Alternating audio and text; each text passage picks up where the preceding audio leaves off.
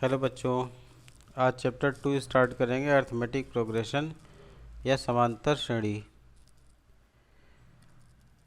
तो इसको समझने के लिए कुछ पैटर्न लिखते हैं। सिंपली जो नंबर्स होती हैं हमारी 1 2 3 4 ऑनवर्ड्स, डॉट डॉट का मीन्स ऐसे ही लिखेंगे। तो यहाँ पैटर्न या ऑब्जर्व करो।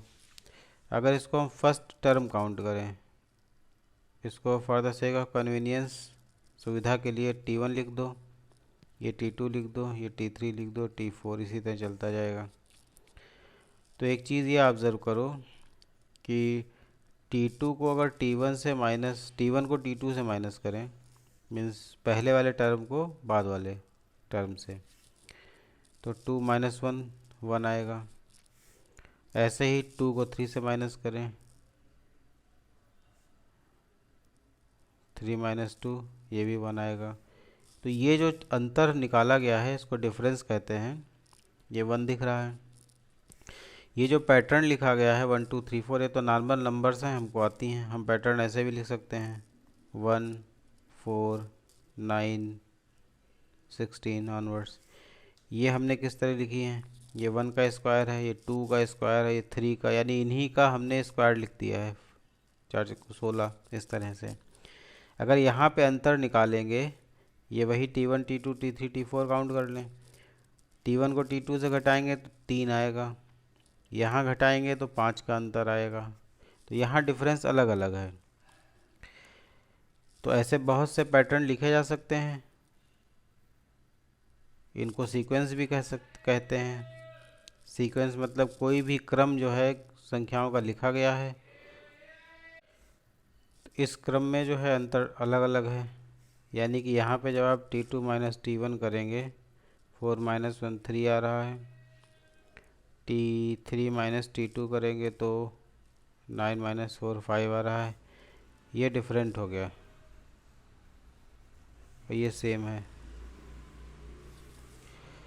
तो यहाँ पे ये अंडरस्टैंड करना है कि जो समांतर श्रेणी है उसमें ये सिस्टम फॉलो करेगा कि टर्म्स के बीच का जो फ़र्क है, डिफरेंस जिसको कहेंगे, वो समान होगा।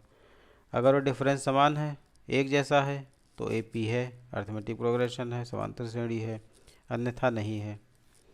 तो हालांकि ये पहचानने का तो विषय नहीं रहेगा, क्योंकि सवाल अर्थमेटिक प्रोग्रेशन के ही दिए होंगे, उसी हिसाब से लगाने हैं। लेकिन ये अंतर आपको समझना है कि किसी भी कोई भी क्रम अगर संख्याओं का दिया गया है तो एपी कब होगा? अर्थमेटिक प्रोग्रेशन, यानी समांतर श्रेणी को शॉर्ट में एपी कह रहे हैं। तो जब कॉमन डिफरेंस इक्वल होगा, एक क्रम और ले लेते हैं, मान लीजिए 2 5 8 11 डॉट डॉट डॉट। अब यहाँ पे क्या है? इन दोनों का अंतर 3 है, इन दोनों का अंतर 3, इन दोनों का अंतर 3 है। तो यहाँ पे जब डिफरेंस बराबर है तो ये एपी हो गई आपकी।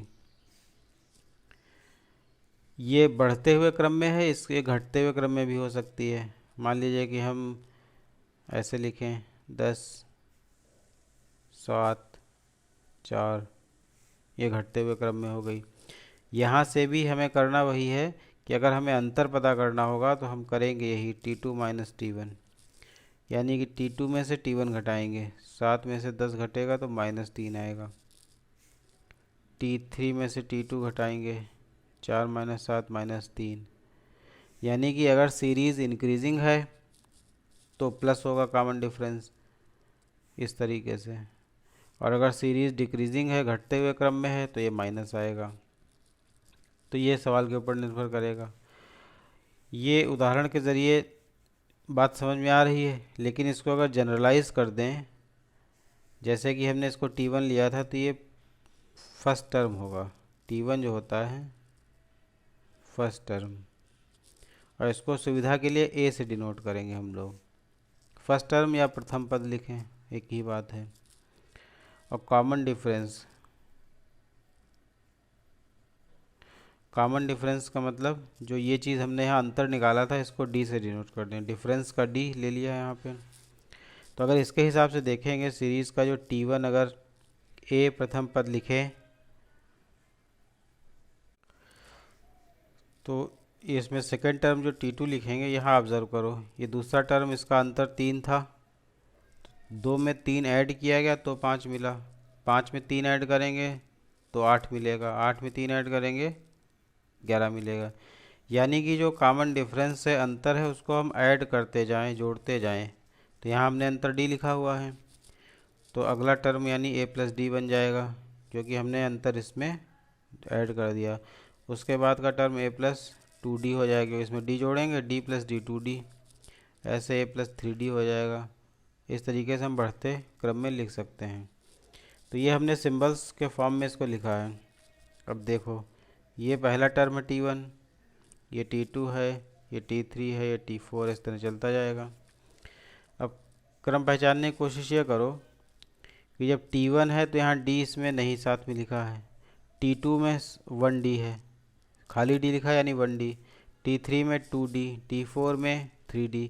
यानी कि जो हमारा टर्म है, पद की संख्या है, चौथा पद है तो उससे एक कम यहाँ पे D का मल्टीप्लायर है। 10वां पद लिखा जाएगा तो एक कम यानी A प्लस 9D आएगा। ऐसे लिख देते उदाहरण के तौर पर डॉट डॉट है, A प्लस 9D जो होगा वो T10 बनेगा। तो इन जनरल अगर देखेंगे तो एक फार्मूला बन जाएगा, nवां पद अगर हमें सीरीज़ का निकालना है, A plus n minus 1 into D, ये एक फार्मूला बन रहा है। यानी कि सीरीज़ कोई भी दी गई हो, उसका अगर हमें कोई पर्टिकुलर पद निकालना है तो हम इस फार्मूले से निकाल सकते हैं। उदाहरण के तौर पे जो हमने भी एग्जाम्पल लिया है 2, 3, 5, तो उसमें हम A हमारा 2 हो जाएगा, कॉमन डिफरेंस D जो है वो 5 माइनस 2 करके दिखाएंगे 3 है। अब मान लें इससे पूछा जाए इसका 13th टर्म बताइए, 13वां पद क्या होगा, T13। तो फार्मूला हमारा यही रहेगा। T13 निकालने का मतलब हो गया, सारी वैल्यूज़ रखेंगे, A is equal to 2, n की जगह 13, 13 माइनस 1 इंटू डी का मतलब 3, तो 2 प्लस 12, 12 3 36, 37, 38, ये पद बनेगा जा करके 13वां पद उस सीरीज़ का। अगर हम वैसे जोड़ जोड़ के लिखते जाएं तब भी 13वां पद 38 आएगा, और हमने इसको फार्मूले के हिसाब से निकाला तो ये 38 आ रहा है। अब एक चीज़ समझो, T13 इज इक्वल टू 38 है, 13 मीन्स 13th टर्म है, 13वां पद, ये n का वैल्यू है, n का मान, और 38 जो है 13वें पद का मान है।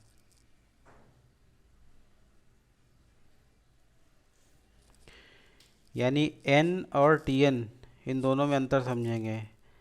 Tn मतलब पद का मान है और n मतलब पद की संख्या, जिस पद के बारे में बात की जा रही है। अब इसमें क्वेश्चंस कोई भी हो सकते हैं। मान लीजिए जो सेकंड हमने एग्जाम्पल लिया है डिक्रीजिंग सीरीज़ का, 10, 7, 4 डॉट डॉट, इसमें अगर देखेंगे तो A इज इक्वल टू 10 है और D is equal to 7 minus 10 is equal to -3। करना यही है कि सेकेंड टर्म से फर्स्ट टर्म माइनस करेंगे, ये गलत नहीं कर देंगे। अभी दो वैल्यूज़ पता लगे, मान लीजिए इसमें पूछा है इसका 40th टर्म बताइए, T40, ये रैंडमली हमने अपनी तरफ से ले लिया है। एक्सरसाइज में जो क्वेश्चंस हैं वो उसके हिसाब से लगेंगे जो डेटा गिवन है। तो T40 निकालने के लिए फार्मूला चूँकि यहाँ मेंशन है, आप हर बार मेंशन करोगे, लिखोगे उसको, तो यहाँ पे दिखेगा 10 plus A plus n minus 1 means 40 minus 1 into D कितना है -3, 10, ये माइनस यहाँ इम्पैक्ट करेगा, ये हो जाएगा 39 इंटू 3, 10 माइनस 3 9 जा 27, 2 आया 3 3 जा 9 और 2 11, 10 माइनस हो जाएगा तो 107 नेगेटिव का ये आंसर आ जाएगा। टर्म चाहे निगेटिव आए या पॉजिटिव आए, डिपेंड करेगा सीरीज़ डिक्रीजिंग है या इंक्रीजिंग है उसके हिसाब से। तो फर्स्ट एक्सरसाइज 2A है, आज आपका होमवर्क यही रहेगा, एक्सरसाइज 2A। इसमें क्वेश्चन 1 to 6 तक फॉलो करेंगे, question 1 to question 6। Simple series given है क्वेश्चन में, और जो भी टर्म उसका निकालने के लिए कह रहा है वो आप इस फार्मूले की हेल्प से कैलकुलेट करें। आज इतना ही वर्क करना है। Thank you.